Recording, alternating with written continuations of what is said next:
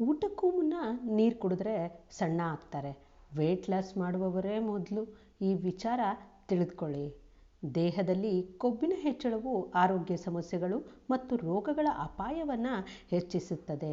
ಹಾಗಾಗಿ ಬಹುತೇಕ ವೈದ್ಯರು ತೂಕ ನಿಯಂತ್ರಣದಲ್ಲಿಟ್ಟುಕೊಳ್ಳುವಂತೆ ಹೇಳುತ್ತಾರೆ. ಆದರೆ ಇದು ಅಂದುಕೊಂಡಷ್ಟು ಸುಲಭವಲ್ಲ.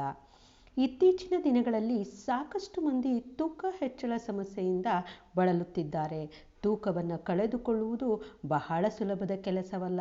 ಸ್ವಲ್ಪ ಅಧಿಕ ತೂಕ ಹೊಂದಿರುವವರಿಗೆ ಇದು ಮತ್ತಷ್ಟು ಕಷ್ಟಕರವಾದ ಕೆಲಸವಾಗಿದೆ.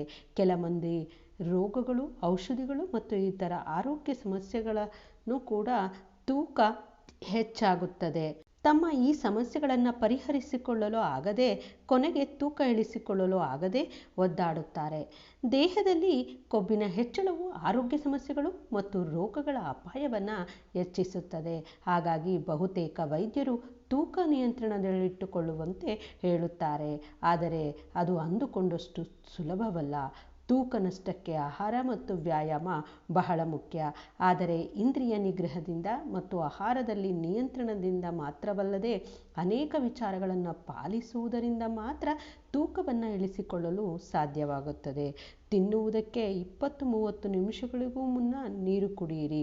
ತೂಕ ಇಳಿಸಿಕೊಳ್ಳಲು ಊಟಕ್ಕೂ ಮುನ್ನ ನೀರು ಕುಡಿಯುವುದನ್ನು ನೀವು ಕೇಳಿರಬಹುದು. ಹಾಗಿದ್ದರೆ ಊಟಕ್ಕೂ ಮುನ್ನ ನೀರು ಕುಡಿದರೆ ನಿಜವಾಗಿಯೂ ತೂಕ ಕಳೆದುಕೊಳ್ಳಲು ಸಹಾಯಕವೇ ಎಂದು ಯೋಚಿಸಬಹುದು. ಕೆಲವರು ಊಟಕ್ಕೂ ಮುನ್ನ ನೀರು ಕುಡಿಯುವುದು ಒಳ್ಳೆಯದು ಎಂದು ಹೇಳಿದರೆ ಮತ್ತೆ ಕೆಲವರು ಊಟಕ್ಕೂ ಮುನ್ನ ನೀರು ಕುಡಿಯುವುದು ಕೆಟ್ಟದು ಎಂದು ಹೇಳುತ್ತಾರೆ.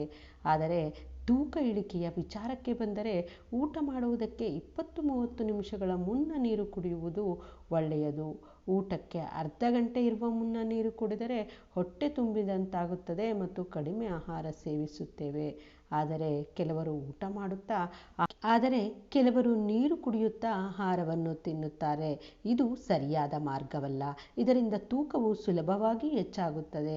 ಇದಲ್ಲದೆ ಸರಿಯಾದ ಜೀರ್ಣಕ್ರಿಯೆಗಾಗಿ ಊಟಕ್ಕೆ 30 ನಿಮಿಷಗಳಿರುವ ಮುನ್ನ 1 ಲೋಟ ನೀರು ಕುಡಿಯಿರಿ. ಊಟ ಮಾಡುವುದರ ಜೊತೆಗೆ ಅಥವಾ ಊಟದ ನಂತರ ನೀರು ಕುಡಿಯಬೇಡಿ. ಏಕೆಂದರೆ ನೀರು ಜೀರ್ಣಕಾರಿ ರಸವನ್ನು ದುರ್ಬಲಗೊಳಿಸುತ್ತದೆ. ತಿಂದ 1 ಗಂಟೆಯ ನಂತರ ನೀರು ಕುಡಿಯುವುದರಿಂದ ದೇಹವು ಪೋಷಕಾಂಶಗಳನ್ನು ಹೀರಿಕೊಳ್ಳಲು ಸಹಾಯ ಮಾಡುತ್ತದೆ. ಊಟಕ್ಕೆ ಮುಂಚೆ 1 ಲೋಟ ನೀರು ಕುಡಿದವರು ಕಡಿಮೆ ತಿನ್ನುತ್ತಾರೆ ಮತ್ತು ಈ ಅಭ್ಯಾಸವನ್ನು ಅನುಸರಿಸಿದವರು ಕೆಲವು ವಾರಗಳಲ್ಲಿ ದೇಹದ ತೂಕದಲ್ಲಿ ವ್ಯತ್ಯಾಸವನ್ನು ಕಾಣುತ್ತಾರೆ ಎಂದು ಹೇಳಲಾಗುತ್ತದೆ. ಈ ಒಂದು ವಿಡಿಯೋ ನಿಮಗೆ ಇಷ್ಟ ಆಗಿದ್ದರೆ ಲೈಕ್ ಮಾಡಿ, ಶೇರ್ ಮಾಡಿ. ಹಾಗೆ ಈವರೆಗೂ ಕೂಡ ಸಬ್ಸ್ಕ್ರೈಬ್ ಆಗಿಲ್ಲ ಅಂದರೆ ಸಬ್ಸ್ಕ್ರೈಬ್ ಮಾಡ್ಕೊಳ್ಳಿ. ವಿಡಿಯೋವನ್ನು ವೀಕ್ಷಿಸಿದ್ದಕ್ಕಾಗಿ ಧನ್ಯವಾದಗಳು.